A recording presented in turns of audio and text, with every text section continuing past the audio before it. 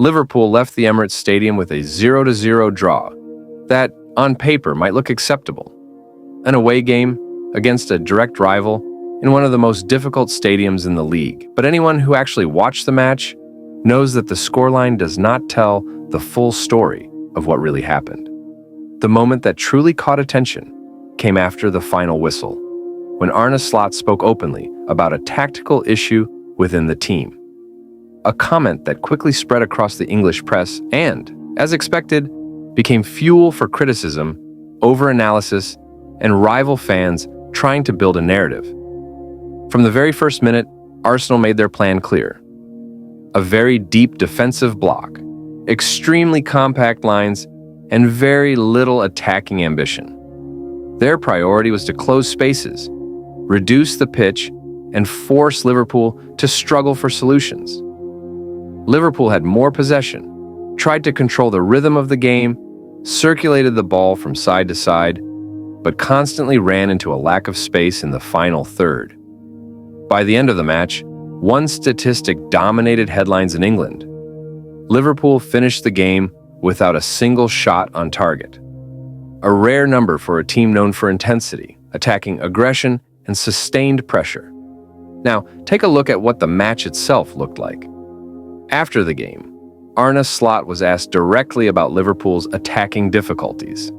And unlike many managers, he did not try to hide the issue or soften the message. Slot was clear and honest.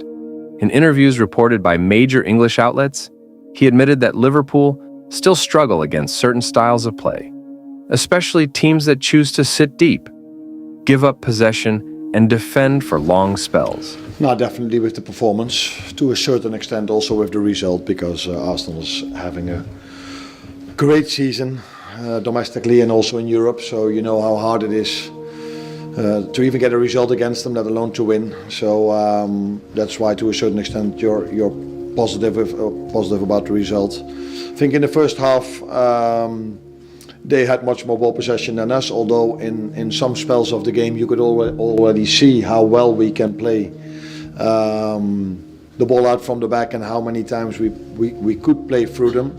But they were more dominant, were a few times very dangerous over their right side with Timber and Saka.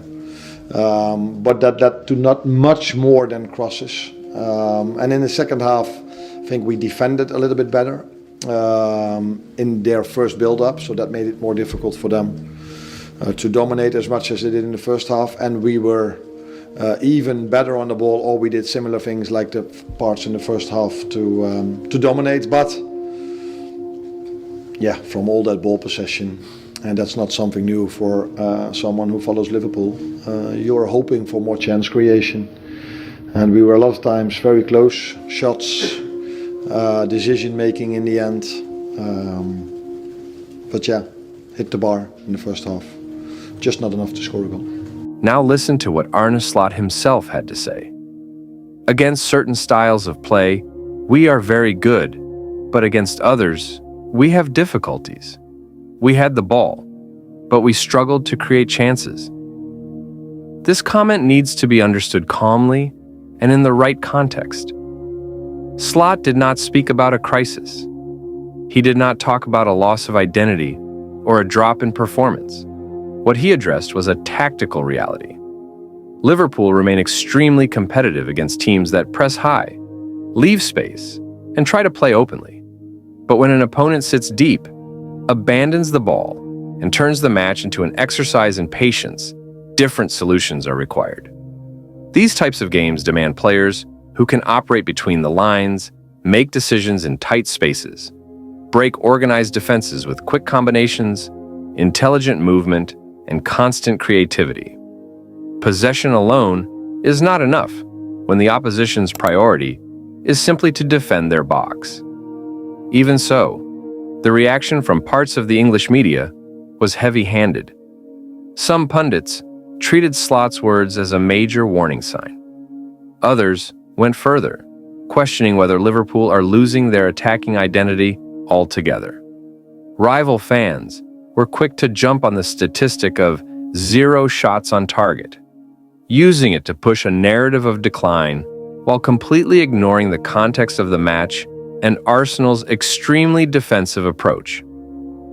Take a look at how this was framed across different media outlets. I think Arsenal maybe got a bit tentative, before the game we talked about Arsenal going on to win the game, but I think the longer the game went on from Arsenal's point of view and they thought Liverpool looked comfortable in possession, they just probably thought, well, we'll maybe just take the draw. A point's not the end of the world for them. I think the worry for them would have been, I suppose, not you keep a clean sheet, you take a point, you have the positives, but that Liverpool kind of dominated the game so much. Okay, they had no cutting edge, but I think it was the way Arsenal didn't go and take the initiative.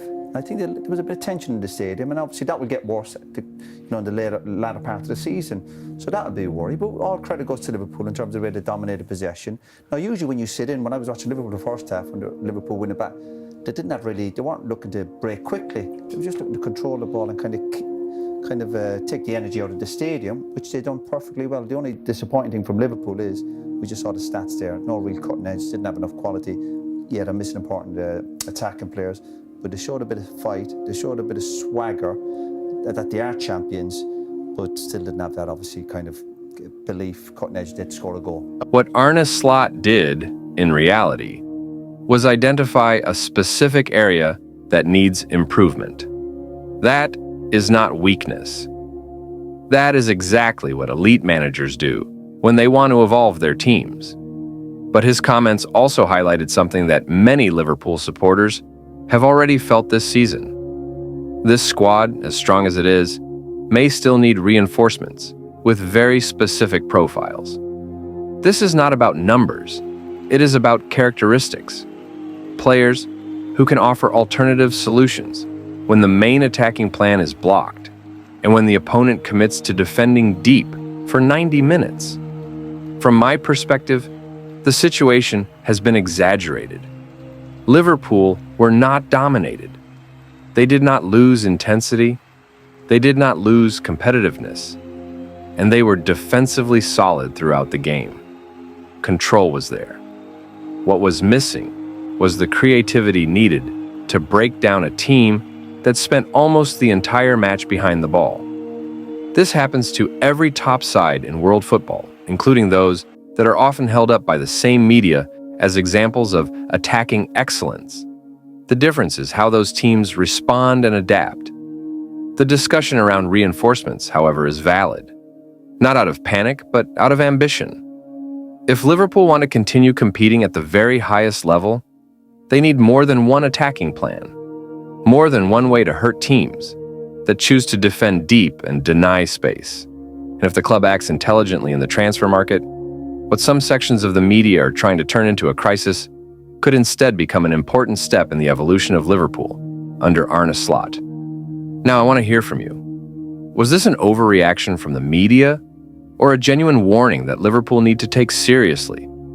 Let me know in the comments. This is a conversation between Liverpool supporters.